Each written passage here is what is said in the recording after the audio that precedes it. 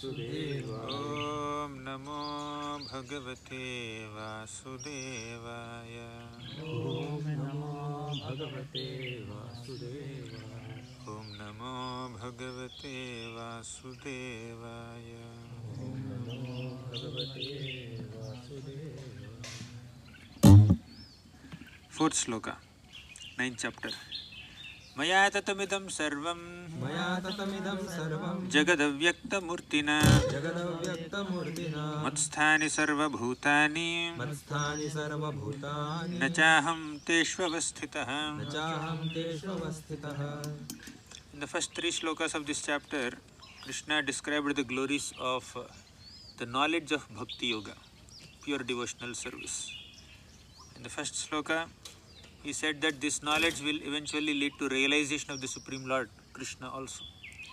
In the second sloka, he described the 8 characteristics of knowledge of pure bhakti, Rajavidya, Rajaguhyam, Pavitram, Idam, Uttamam. And in the third sloka, in the first sloka also, he described the qualifications to receive this knowledge. One is Anasuyave, second is Shraddha. Anasuyave means one should be non-envious to receive the knowledge of bhakti, practice bhakti yoga and attain Krishna's mercy. Second, one should have faith to receive knowledge of bhakti, to practice bhakti and to attain Krishna. Faith and non-envy are very important. So this is the gist of the first 3 slokas. Now from the 4th sloka onwards, Krishna will actually reveal the knowledge. From 4th sloka till 10th sloka, Krishna describes Aishvarya Jnana, the knowledge of his potencies, his majesty. How Krishna maintains this world through his various energies, Krishna describes in the 4th sloka up to 10th sloka. Okay. In the 4th sloka, Krishna says, Maya tatamidam sarvam jagadavyakta murtina matsthani sarva bhutani nachaham teshu avasthitaha. Maya tatam idam sarvam, by me this entire universe is pervaded. I am there within everything. Krishna is the source and sustenance of every single object and every single living being in the entire material universe. Maya, by me, tatam idam sarvam. Entire universe is pervaded by Krishna. Krishna is there in everything. That's the meaning of the first line. Second line, Jagad avyakta murtina. If Krishna is there within everything, in the entire universe, Jagat, why can't we see him? Because Krishna is there in an unmanifest form, invisible to our material eyes. Jagat avyakta murtina. Vyakta means manifest, avyakta means unmanifest, invisible to our senses, to our eyes. So, although Krishna is there within everything, he is all-pervading, still we cannot see him because he is invisible, he is unmanifest to material eyes. But for those who have love for Krishna, those who have elevated consciousness by sincere, regular practice of Bhakti Yoga, such people can see Krishna in every nook and corner of the universe. They can actually perceive Krishna. Premanjana churita bhakti vilochanena santaha sadaiva hridayeshu vilokayanti. If someone's vision is anointed with love of God, then one can easily perceive Krishna in every nook and corner of the universe. Otherwise, Krishna remains unmanifest to the eyes of materialistic people. Okay. So, there are materialistic people who cannot see Krishna within everything. There are exalted spiritual practitioners and exalted pure devotees who can see Krishna within everything. But there are practitioners, sadhakas, who cannot see Krishna within everything, but by studying Shastras they become aware that Krishna is there within everything. And they continue to practice Bhakti Yoga. Eventually they will come to a stage where they can see Krishna within everything. That's what Chatishloki Bhagavatam also says. So, Maya tatamidam sarvam jagadavyakta murtina. Krishna is there within everything in an unmanifest form. That's the meaning of first 2 lines. Third line, Matsthani sarva bhutani. Sarva bhutani means all the living entities and all the objects within the entire universe. Matsthani, they are situated within me. In the third line of this sloka, Krishna says that all the beings are within him. All the beings are within him means that all the living beings are being maintained by him. They are sustaining on him. They are dependent on him. Okay. In the first line, Krishna said, I am there within everything. In the third line, Krishna is saying, everything is there within me. Okay.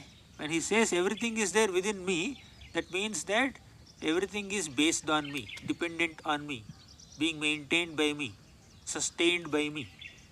Okay. So the existence of everything is dependent on Krishna, and Krishna is the cause and origin and source of everything. Fourth line. Na chaham teshu avasthitaha. But I am not there within them. Na cha aham teshu avasthitaha. Although everything is situated within me, I am not situated within them. What does it mean? Although everything is dependent on me, I am not dependent on them. So the fourth line of this shloka is not contradicting the first line. In the first line, when Krishna said, I am mayatatamidam sarvam, I am all-pervading. I am there throughout the universe. I am there within every object and every being in this universe. When he said that, Krishna is indicating that everything is dependent on me. In the last line, when he said, Nachaham teshu avasthitaha, I am not there within them, means I am not dependent on them. Krishna is there within everybody to maintain them. When Krishna is there within somebody's body, he is not being maintained by that person. He is the one who is maintaining. In that sense, Krishna is there within them to maintain them. Krishna is not there within them because he is not dependent on them. Somebody is living within somebody's house. Okay. So, if he is staying in the house and if he is supplying the food and money and all the necessities for that house, he is maintaining that house. If some beggar comes into the house and then takes shelter of the people of the house and then he is being maintained by the charity given by that person, he is dependent on them. So, a poor person staying in someone's house and then depending on them is one thing. A rich person entering someone's house and donating to them and then maintaining those people is different thing. So Krishna stay within our bodies or within every object, within everything in this entire universe, he is to maintain them. But when Krishna says that I am not there within them, what does he mean? He means that I am not dependent on them. Okay. So that is the meaning of this shloka. Jagad avyaktamurtina matsthani sarva bhutani nachaham teshu avasthitaha. By me, in my unmanifest form, this entire universe is pervaded. What is that unmanifest form that Krishna is indicating? Brahman. Next he said, all beings are there within me. That is super soul. So Garbhodakasaya Vishnu is the super soul of this entire universe. Kshirodakasaya Vishnu is the super soul within every single atom of the universe. And Mahavishnu is the super soul of the entire material realm. We already discussed this before. So thus as super soul, everything is there within him. All the planetary systems are there within Garbhodakasaya Vishnu's body. So as super soul, all beings are within him. But I am not in them. When he says I am not in them, he is Bhagavan. Okay. So there are three phases of absolute truth: Brahman, Paramatma and Bhagavan. As Brahman, he is all-pervading. As Paramatma, he is sustaining everything. Okay. And as Bhagavan, as a Bhagavan, he is not there within everything. As a super soul, he is there within everything. Because Bhagavan is the maintainer and the source of super soul also. Okay. So Krishna is entering something and he is outside something, but in different capacities. Okay. Now, although Krishna is there everywhere, we cannot see him because we are not purified. Our senses are not transcendental yet. Prabhupada writes in the purport, Ataha Sri Krishna namadi na bhaved grahyam indriyaihi sevon mukhehi jihvado swayameva spuratyada. Although Krishna is invisible to our material senses, if we chant the holy names of Krishna and if we engage our senses in Krishna's service, beginning with engaging our tongue in chanting his holy names and glorifying him, then eventually he will personally manifest himself in front of us. Okay. So Sadaiva Premanjana Churita Bhakti Vilochanena Santaha Sadaiva Hridayeshu Vilokayanti. One can see the Lord Govinda always within himself and outside himself if one has developed the transcendental loving attitude towards him. Okay. So, just as the sunshine is spread all over the universe, the energy of the Lord is spread all over the creation, and everything is resting in that energy. Yet one should not conclude that because he is spread all over, he has no personal existence. Maya tatabitam sarvam, he is there everywhere. That does not mean that he is not anywhere. Okay, if he is there everywhere, he cannot stay in his abode. It's all-pervading. No, he is there also, he is everywhere also. He is everywhere in the form of Brahman. He is within everything in the form of Super Soul. And everything is there within him in the form of Garbhodakasa Vishnu and Mahavishnu. And he is not there within everything because he is situated in the spiritual world as Bhagavan, as the Supreme Lord. Right? So his energies and his expansions are there within everything. And they are containing everything within them. But the Lord is aloof, doing all his pastimes. Okay. Like that, Krishna manifests himself in various forms. In various forms, he is there within everything, he is outside everything, and he is aloof from everything, he is involved in everything, like that. Here one person, by his inconceivable potencies, he expands himself into various forms, and through his energies and through his expansions, he does so many things. Thus there is no ambiguity. When we hear the description that he is there inside, he is there outside, he is small, he is big, because he has multiple energies, he can do anything. Okay, he is inside also, he is outside also. Like that. Yet one should not conclude that because he is spread all over, he has lost his personal existence. To refute such an argument, the Lord says, I am everywhere and everything is in me, but still I am aloof. Just like king or the head of the government. See, for example, a king heads a government which is but the manifestation of king's energy. The different governmental departments are nothing but the energies of the king, and each department is resting on king's power. But still, one cannot expect that the king to be present in every department personally. That is a crude example. So when something is being manifested, it's happening because of the king's orders only. It's within the kingdom. But he need not personally stay there. Similarly, when something is happening, that is Krishna's will. Krishna's expansions and energies are doing it. But he need not personally exist there. In that sense, he is not there. Okay. But whatever is being carried out is by his order and by his will. In that sense, he is personally there also. Okay. Next, fifth shloka. Nachamat-sthani bhutani pashyame yogamaishwaram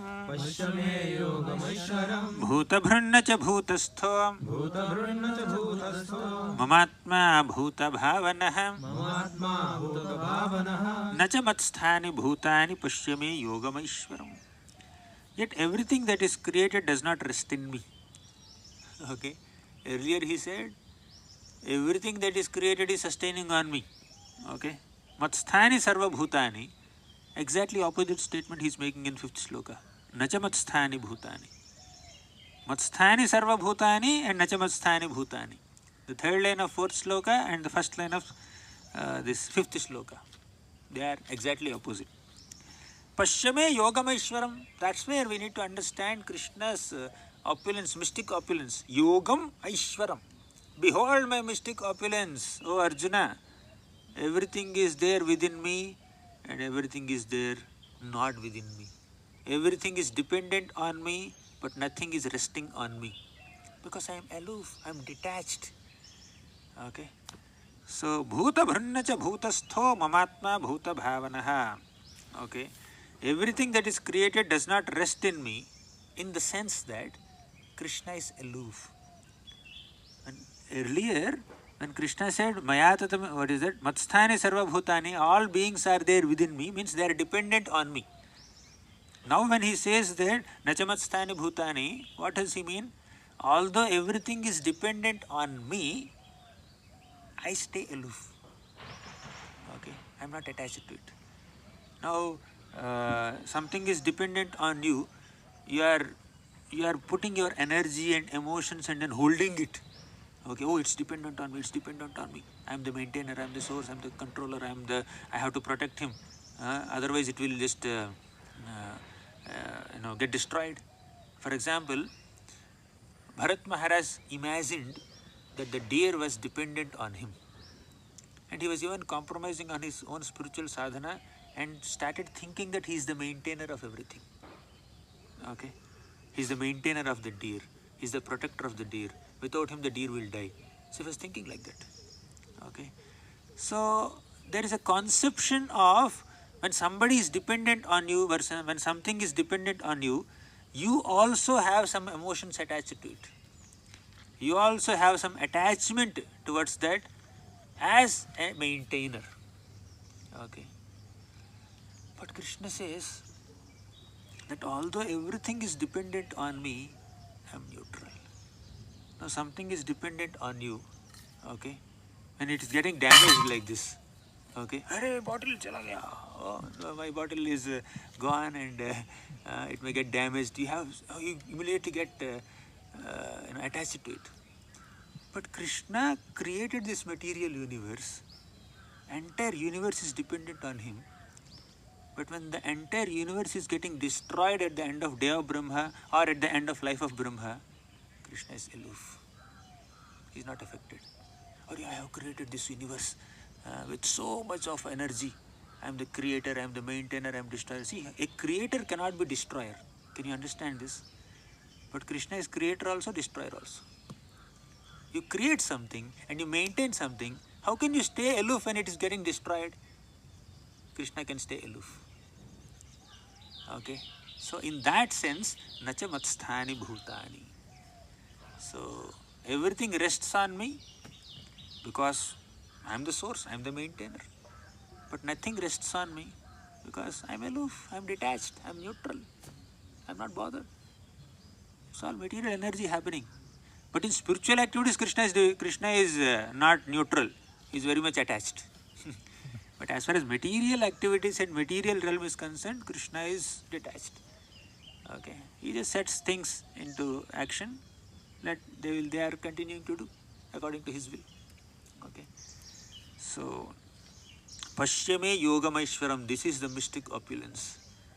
One also needs to do things very dutifully. But when the time to get detached comes, then one should just be renounced. One should not get too attached to things. So, nachamat bhutani pashyame yogameshwaram bhuta bhrunnacha bhutastho mumatma bhuta bhavanaha. And Krishna says that although I maintain everything, bhuta bhrun means the maintainer of everything. Bhuta bhrunnacha bhutastho. Although I am a part of this creation, means I enter this creation also. Mamatma bhuta bhavanaha. Although I am the very source of this creation, still nacha matsthani bhutani. So Krishna is making one statement in the first line and he is making three more points in the third and fourth lines to contradict what he said in the first line, apparently.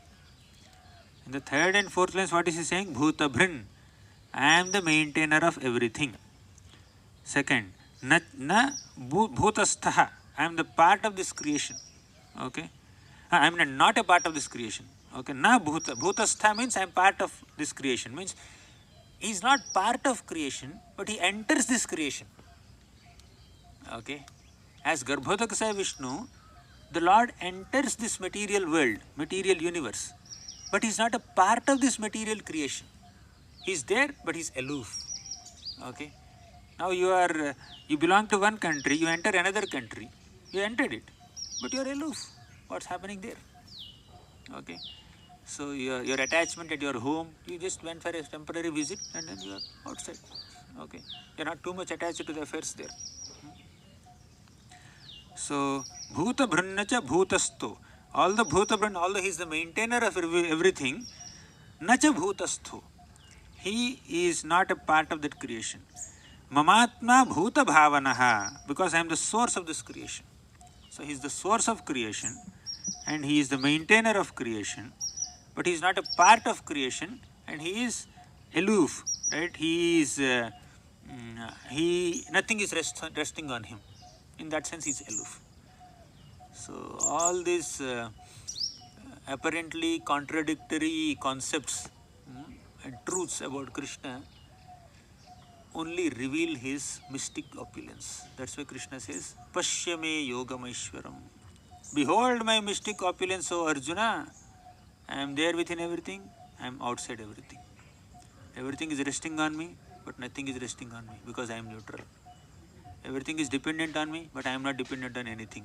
In that sense, I am there within everything, I am not there within everything. I am the source of everything.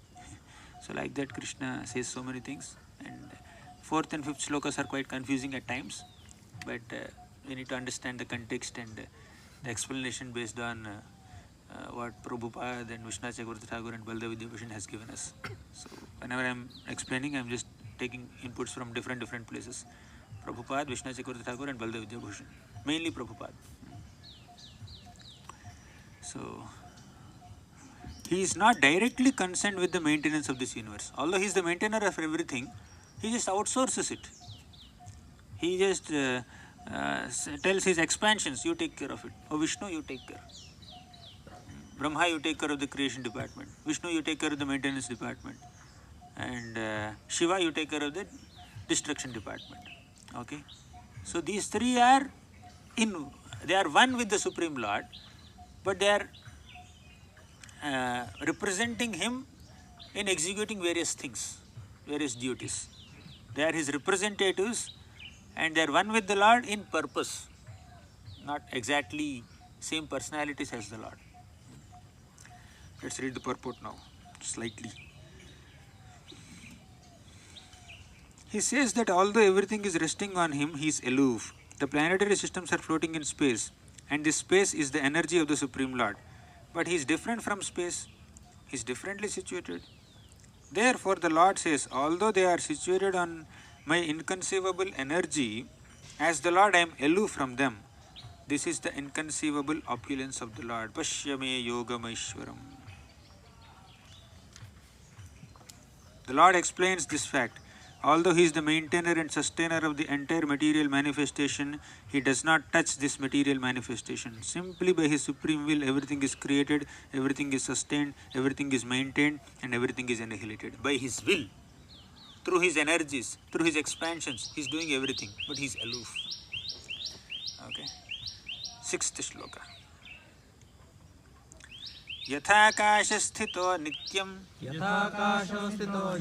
वायुः सर्वत्र गोमहान् तथा सर्वाणि भूतानि मत्स्थानीत्युपधारय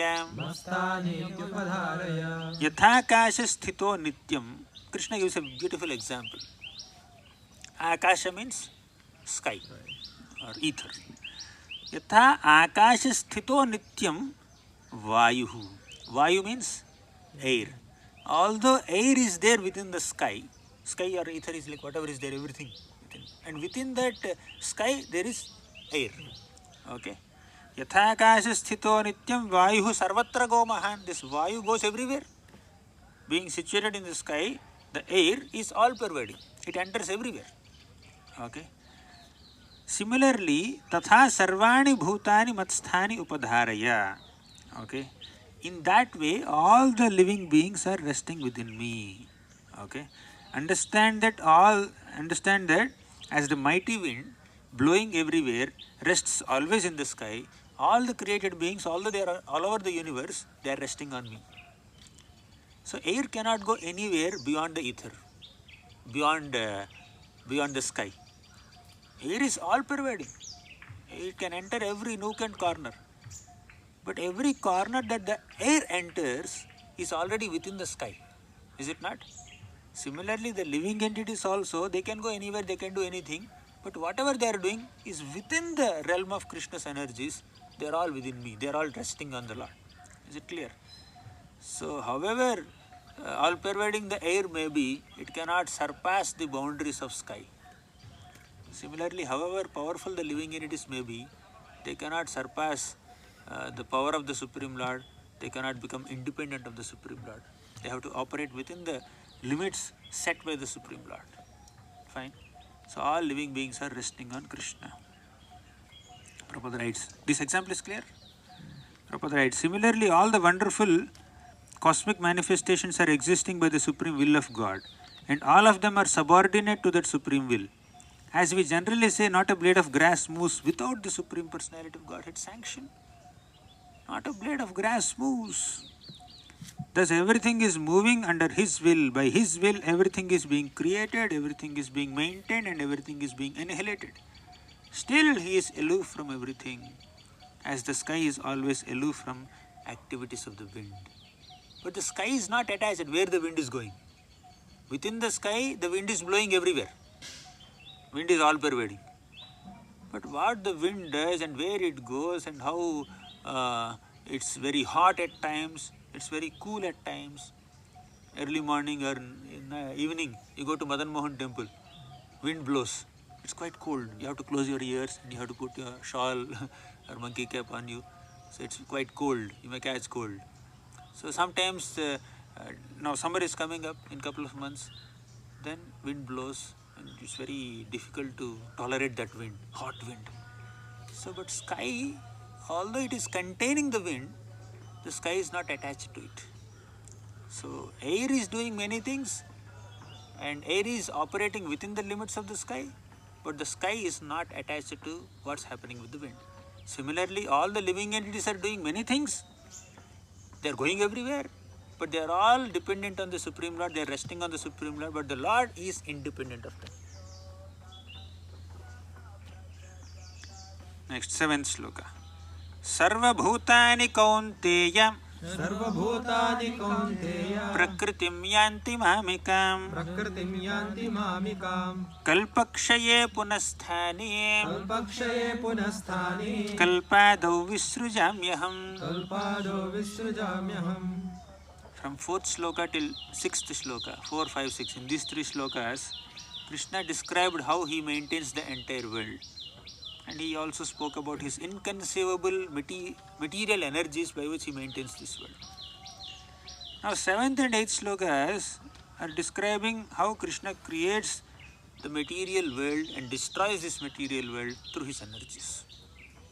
7th sloka. Sarva bhutani kaunteya prakritim yanti mamikam. All the living entities are created. Sarva bhutani kaunteya prakritim yanti mamikam. They are all created, but at the time of destruction means kalpakshaye. Kalpa is what? One day of Brahma. We have seen in the previous chapter. Kalpakshaya means when the day of Brahma ends, all these living entities are destroyed. Okay. Punahasthani, and in the beginning of the next day of Brahma, again they are created. Okay. So, at the time of destruction or at the end of Brahmaji's life, all beings enter into Prakriti, the material energy, composed of the 3 modes. And at the beginning of another creation, I create them again. Okay, Sarva Bhutani Kaunteya Prakritim Yanti Mamikam. At the end of the life of Brahma, all the beings enter into Prakriti, the material nature. This is called Prakritika Pralaya. There are 4 kinds of pralayas which are described in the 12th canto of Srimad Bhagavatam. One is Prakritika Pralaya, that happens at the end of the life of Brahma, where the entire universe gets destroyed and everything enters into Mahavishnu's body. Second type of Pralaya is, Pralaya means annihilation, destruction. Second type of Pralaya is Naimittika Pralaya, or occasional annihilation, that happens at the end of day of Brahma, and everything within one universe enters into Garbhodaksa Vishnu's body. Okay, and that unmanifest state or inactive state continues for one night of Brahma. Then third type of Pralaya is Nitya Pralaya. Constantly some annihilation is happening. Constantly something is getting deteriorated. The leaf that fell down there, it was green once upon a time. Now it is yellowish. After a while, it will become like that brown leaf. Okay, it will become powder, because as the day is progressing, as the days are progressing, the leaves cannot remain fresh. There is constant deterioration that is happening. And the fourth type of Pralaya is called Atyantika Pralaya, when the false ego of the living entity is destroyed. When the false ego of living entity is destroyed, a person just enters into the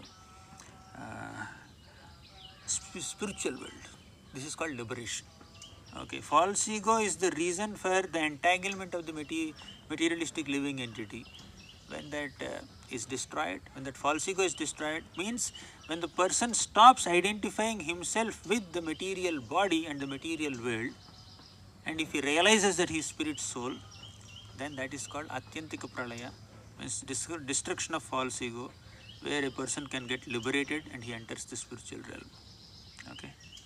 Now Krishna is speaking in this sloka about Prakritika Pralaya. At the end of the life of Brahma, all the created beings enter into Prakriti or material nature. Okay. And after some time, when Mahavishnu exhales, we already discussed all these things in the previous sessions. When Mahavishnu exhales, and again in the next phase of creation, all the created beings again take up active states in various species. Okay. So Kalpakshaya Punasthani Kalpado Visrujamyaham. Kalpakshaya means at the end of life of Brahma or day of Brahma. Kalpa Ado means in the beginning of the next day of Brahma. Okay. So basically this sloka is speaking about periodic destruction and periodic creation. So within one lifetime of Brahma, there are 100 into 365 creations and destructions. Okay. Every day, Brahmaji begins with creation. Every day ends with destruction. Okay. During the night, everything is inactive. Next day morning, again everything begins. So within one lifetime of Brahma, there are 365 into 100 such destructions. He lives for 100 years. At the end of life of Brahma, there is another mega destruction, where everything goes into Mahavishnu's body. Again, in the next phase of creation, again the universe is created. Then a new Brahma may come, and then another phase of creation will begin. Like that, creation and destruction happens in this material world periodically. Okay. The creation, maintenance and annihilation of this material cosmic manifestation are completely dependent on the Supreme Will. At the end of millennium means at the death of Brahma. Brahma lives for 100 years. Okay, so you know all this too. And then again, when there is a need to manifest the cosmic world, it is done by the will, by his will. Fine. 8th sloka. Prakritim swam avashtabhyam vishrujami punah punah bhutagramamimam kritsnam avasham prakriter vashat. Prakritim swam avashtabhya vishrujami punah punah. Okay, under my will, under Krishna's will, what happens? With his energy, the whole cosmic order is manifested again and again. Vishrujami punaha punaha. Srijami means creation, created. The Lord creates again and again by his own will. And bhutagrama mimam kritsnam avasham prakrite vashat. And by the force of nature, the entire bhutagrama, the aggregate of living entities again are meant to get annihilated at the end of that creation period. Fine. So under my will it is automatically manifested again and again, and under my will it is annihilated at the end. So in this way there is repeated creation and destruction going on in this world. And this whole thing is explained several times about Garbhodakasaya Vishnu, Mahavishnu, Kshirodakasaya Vishnu. Prabhupada writes again all of that in the purport. Avasham is an important word in this sloka. Avasham means the living entities. Vasha means something is under your control. Avasha means beyond your control. So this creation and annihilation happens irrespective of the desires of the conditioned souls. Conditioned soul cannot say, okay, let me postpone my death for 10 more days. Not possible. So I agree with destruction, but I want the destruction to happen at so and so time. No, you cannot. And I want the creation to happen at so and so time. Okay, next life I want to take birth from parents who are very rich. This lifetime I have poor parents. Next lifetime I want rich parents. I want beautiful parents. I want to take birth in Australia, not in some other place. So one cannot say like that. One cannot choose one's parents. One cannot choose one's looks. So things are beyond one's control. One cannot choose the time of one's death. Okay. So one cannot plan for all these inevitable changes that happen by the material world and material modes. The state of being in their past life in the past creation is simply manifested again. The creation takes place to accommodate the inclinations of various living entities, and so the Lord does not become involved with it. Now, actually the creation and maintenance are happening only because of our desire. Because the living entities want to enjoy separately from Krishna, the entire material world is being created and annihilated again and again. If a person is not interested to enjoy separately from Krishna, and if he seeks enjoyment only in rendering service to Krishna, then the material world need not be created and maintained and destroyed again and again. Okay. But although this whole thing is happening by our own desire, still we don't have complete control over these things. Okay. Now you may desire to eat something in a restaurant, you enter there. But everything within the restaurant is not within your control. Okay. You may desire to enter so and so restaurant, you may desire to order say pizza or say masala dosa, whatever. So you have some control over it. But along with the desire getting fulfilled, you have to encounter many other things. You have no control over who sits next to you on your table or the table next to you. You have no control over the kind of chairs that he is using in the restaurant. In our restaurant, these chairs only are there. You don't have any control over what kind of paintings he is keeping on the wall in the restaurant. You have no control over what are the lamps and bulbs that he is using. Right? Even if you ask also, they will say, you have come to eat masala dosa, eat and go. Don't give 100 suggestions. Okay. So you have one desire. Because of your desire, you entered certain arena, and while you are fulfilling that desire, you will have to encounter so many other experiences which are not very pleasant to you. You have no control over them. Because of a person's desire, he has entered some material body. Along with being in that material body, he has to encounter so many other things. Okay. Once you acquire a material body according to the strength of your past desires, the material body will come along with so many troubles. You have purchased a laptop. It's your desire. You paid for it. You have selected the model. After researching 100 models, you have selected this model. But that model also has so many limitations. Okay. You have to live with all of them. It gets heated up sometimes. So you have made this choice. Just live with it. And if you say, I will exchange it, they will say, give me more money. Fine. So you cannot have complete control. There is no complete independence. Okay. So now that's why the word avasham is very important. Things are not within our control. Because of our desire only this material manifestation is there. But while fulfilling our own desires within this material realm, we will have to encounter so many unpleasant experiences. We have to helplessly just experience all the difficulties. Next. Nachamam tani karmani nibadhananti dhananjaya udasina vadasinam asaktam teshu karmasu. O Dhananjaya, Krishna says, Nachamam tani karmani nibadhananti dhananjaya. All this work that Krishna is only doing, the creation work, maintenance work, destruction work that Krishna is doing, will not affect him, will not bind him. When we do some creation, we are bound by that creation. A house owner may build a house and he gets attached to that house, and when his attachment to that house is so much that even at the time of death he is thinking about that house only, he will have to take birth in that house or in front of that house as a poor man, or as a dog, or as an insect, or a cockroach in one corner of the kitchen. Okay. Or a tree which is very close to that house. We don't know. Okay.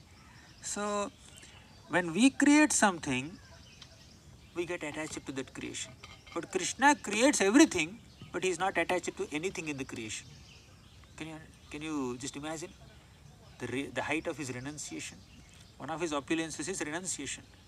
So all these slokas are indicating Krishna's renunciation. Whenever Krishna says, they are not dependent on me, I am not there within them, everything is there within me, I am not there within them. Means everything is happening because of my energies, but I am not attached to anything. That only shows his detachment. All these apparently contradictory concepts that Krishna spoke in 4th sloka, 5th sloka, and even 9th sloka, all these are indicating his opulence of renunciation. Pashyame yogam aishwaram. Okay. Behold my mystic opulence of renunciation. Although I am the cause of everything, I am not attached to anything. Okay. So, he says, Nachamam tani karmani nibaddhananti. There is bandhan. When you do some material activity, there is a bondage created with the reaction of that activity. But although Krishna is doing material activity on such a mass scale, creation of the material world, maintenance of the material world, destruction of the material world, we create one building or we create some project, we create this and that, and we get attached to it, we get entangled by it also. But Krishna creates on such a large scale, but he is not affected by it. That's why in the Bhagavatam also there is a beautiful sloka. Etadishanamishasya prakristhopi tadgunayehi nayujyate sadatmasthayr yatha buddhi tadashrayah. Etad ishanamishasya. This is the divinity of the Supreme Lord. Prakristhopi tadgunaihi nayujyate. Although he is doing so many activities with the material nature, tadgunaihi nayujyate. He is not affected by the qualities of material nature.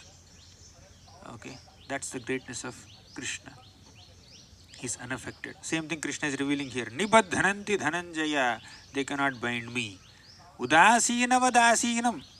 Asina means I am situated. How? Udasinavad. Neutral. Udasin. Asin. I am just sitting there neutrally. I am witnessing everything. Kartasya sarga dishayona badhyate nahanyate deha gatopi daihikaihi. In the 5th canto, 19th chapter, 12th shloka, Bhagavatam. It says that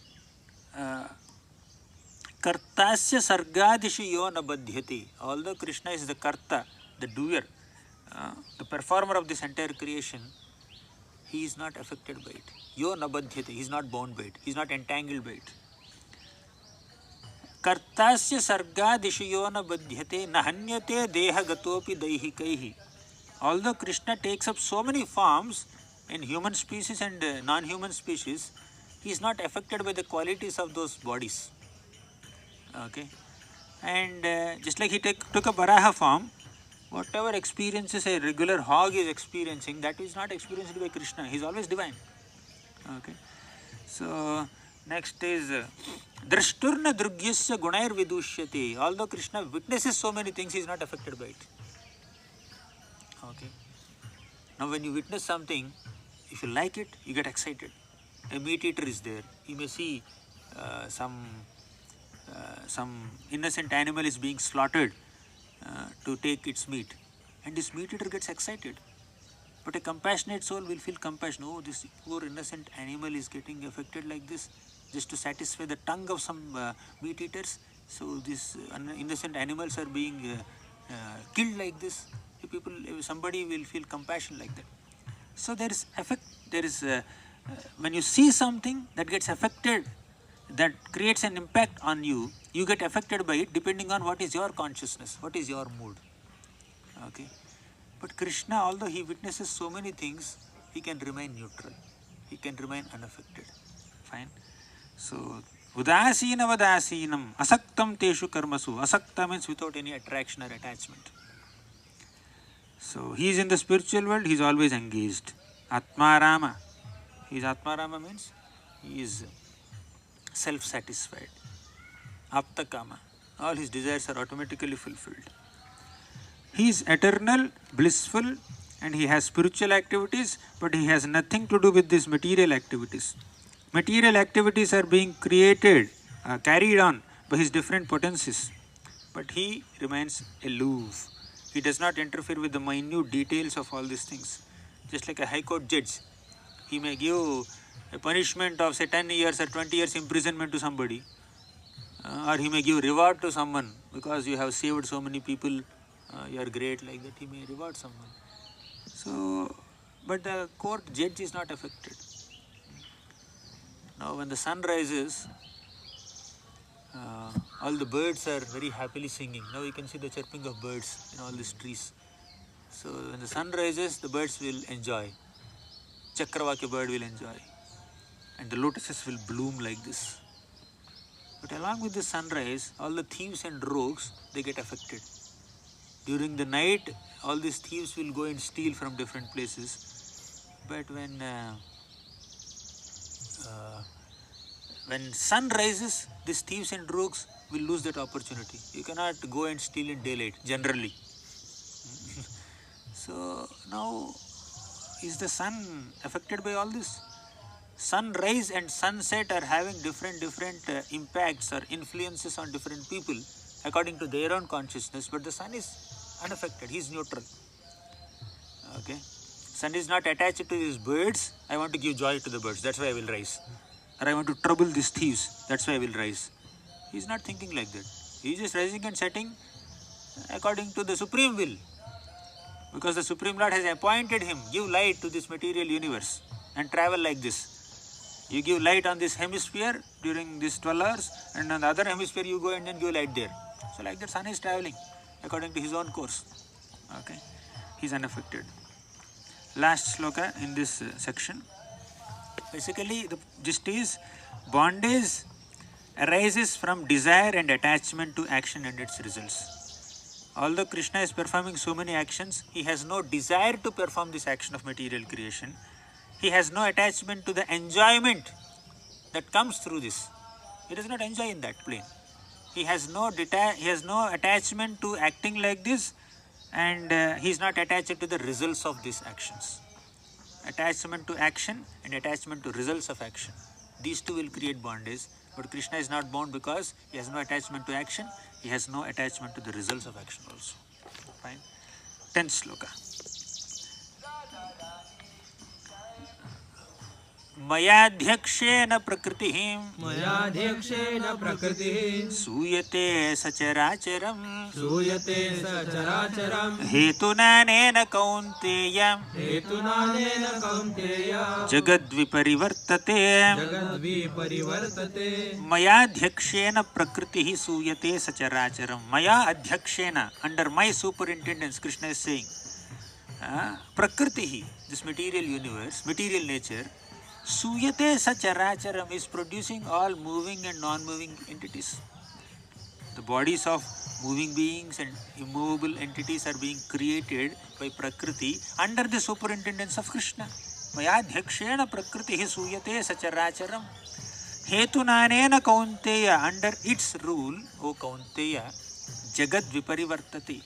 The universe is being created and being annihilated again and again. The whole universe is getting created and destroyed by the influence of Prakriti or material nature under the superintendence of the Supreme Lord Krishna, but he is unaffected by all this. So in the purport, Prabhupada is saying that Krishna is the supreme director. The Supreme Lord is the supreme will and the background of this material manifestation, but the management is being conducted by material nature. All living entities, although born under the glance of the Supreme Lord, take their different bodies according to their past deeds and desires. So the Lord is not directly attached to this material creation. Krishna has created a system. He has put some rules and regulations, and this is how this material nature should function. He is the director, he did all that. And now you, by your own choice, you are entering into it. Now, for example, there is a exhibition. In that exhibition, there are different games, right? There is Tora, there is giant wheel. You sit in some wheel and then it will take you some 40, 50, 60 feet above the ground level and you are just rotated like this. Initially it is rotating slowly. After some time it becomes very fast. And there is like, I don't know all the names. So you just swing like this, and there is some train that goes like this, like this, like this. Okay, I don't know the names of all that, but who has created all this? There is a director to this whole circus or exhibition. Okay, all these games are designed by someone. There are director. So there is the director appoints some designers. All the designers will design. Okay, this is how it will be. They will place all these games at different spots, and there are assistants, there are employees and all that. Now we make a choice which one to enter. Somebody will enter giant wheel, and he goes up. It gets stuck there. Okay, and he will feel insecure. I may die. Something will happen to me. Right? I mean, is the director to be blamed? Okay. Now, if he is getting, if that is damaged, the giant wheel is damaged, then the director has to be blamed. But the giant wheel is functioning well. But you are getting fearful in that giant wheel. That is your problem. They will also say, heart patients, people who are so fearful should not enter this place. So like that, the owner of that whole games or exhibition or whatever, amusement park, I don't know the name, water park or whatever. So they have created a system. They have given us different warning notes. Just like Krishna also created this material world. He has given warning. This is Dukkhalayam, this is Ashashvatam, this is mode of goodness. You should eat like this, you should speak like this. Anudvega karam vakyam satyam priyam hitam chayat. So Krishna has given all the information of the material world in Bhagavad Gita, in our scriptures. It's your independent choice to just develop some desire and then do whatever. Okay, and depending on your desires and your actions driven by those desires, you will attain some results. You cannot blame God. How can God do like this? I'm such a good person. You check your own past deeds. Okay, sun is not to be blamed when a bee who entered a lotus will just get attracted to the honey of the lotus and then stuck into the lotus only and doesn't come out, and at the time of sunset the lotus petals will close. The bee is entrapped within the lotus and it will die by the time the lotus petals open again. Why did the lotus petals close? Because of sunset. So sun is the cause of the death of this bee. The bee has entered. Sun is neutral. Sun is just doing his job. Similarly, giant wheel is doing his job. Its job. If you are getting fearful, that's your responsibility. Who asked you to enter there? Okay, you are getting heart attack. Who asked you? They told you. Don't. You should not get into this train, which is going up and down like this. If you have some back pain, you have some other things. If some jerk comes, that will affect your body. So you take the responsibility. So Krishna is the Adhyaksha. He is the superintendent. Okay. Although the living entities are born under the Lord's glance in the universe, they take birth in different forms and species according to their own past desires and activities. So, the Lord is not directly attached to this creation. Being the superintendent, He is the efficient cause and Prakriti is the material cause. Means the immediate cause is Prakriti and the ultimate cause is the Supreme Lord. So, whatever is happening in the exhibition is happening under the direction of the director. But whatever reactions or experiences that the visitors are getting by entering into that park, you cannot attribute everything to the director. In one sense you can attribute, but in another sense you cannot. You have made this choice. You go to hotel, they make different things. In that exhibition only, they keep so many food items. They keep pav bhaji, they keep papad, they keep dosa, they keep idli, they keep medu vada, they keep this and that. Some are spicy, some are non-spicy, some are moderately spicy, some are cold, some are hot. You went and took a cold drink and you already have cold and you start sneezing more. Your throat gets corrupted. You cannot blame that canteen guy. You eat something spicy food, there are a lot of mirchi is there, and you start coughing and then your eyes are shedding tears. Nayanam galadhashru dharaya vadanam gadgadarudhaya gira. You can't blame that guy. He already told you it's a spicy thing. If you want to go to take non-spicy, try karte. Try karte karke you just take a spicy thing and that's affecting your throat. So it's your choice. You have to make that choice. Okay. Thank you. So we'll conclude here and we'll begin in the next session. from the 11th verse. Hare Krishna.